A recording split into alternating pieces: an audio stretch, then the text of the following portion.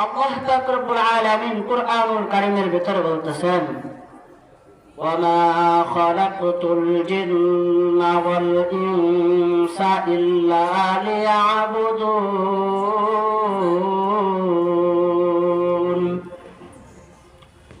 আমি জিন এবং ইনসানকে শুধু আমারও ইবাদত করার জন্য সৃষ্টি করিয়াছি, অন্য কাহারও ইবাদত করার জন্য সৃষ্টি করি নাই।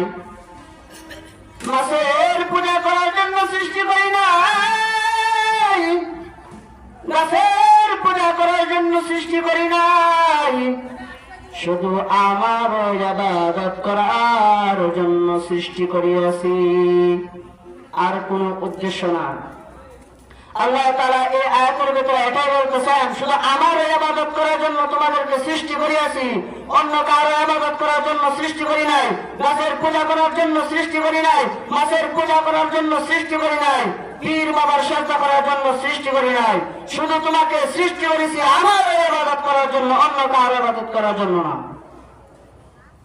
আল্লাহ তাআলা আমাদেরকে কত নিয়ামত দান করছেন। মিষ্ট তিত জাল মশলা দুধ মধু চিনি গোস্ত মাছ ফল মূল কতই দিলেন তিনি। দেন নাই আল্লাহ? দেন নাই? কত জিনিস দিয়েছেন। এক গাছের ফল, একটা তিক্ত একটা মিঠা। আম, এক গাছের ফল মিষ্ট, আরেক গাছের ফল তিক্ত, চুক্কা টক। গাছ কিন্তু একটাই, আমও একটাই। এটাও আম গাছ, এটাও আম গাছ, এটাও জাম গাছ, এটাও জাম গাছ। এই জাম বেশি ভালো, এই জাম কম ভালো, আছে না এরকম? আল্লাহ তাআলা কত নিয়ামত দান করছেন। মিষ্ট তিত ঝাল মশলা দুধ মধু চিনি গোস্ত মাছ ফল মূল কতই দিলেন তিনি। উদ্দেশ্যতে বল করিতে বন্দিগি মাওলার, প্রশংসা করি মহান আল্লাহ তাআলার। আল্লাহ তাআলা কি বলতেছেন? উদ্দেশ্য শুধু আমার একটাই, তোমরা আমার ইবাদত করবা। উদ্দেশ্যতে বল করিতে বন্দিগি মাওলার, আল্লাহ তাআলার উদ্দেশ্য এটাই, আমার বন্দিগি করবা।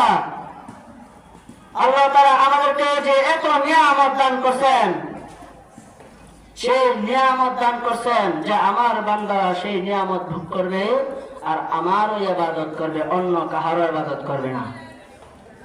আজকাল তো দুনিয়ার পাগল হয়ে গেছি সবাই, দুনিয়ার মায়ায় পড়ে গেছি সবাই, আখিরাতের পিছনে কয়জনে দৌড়ায়?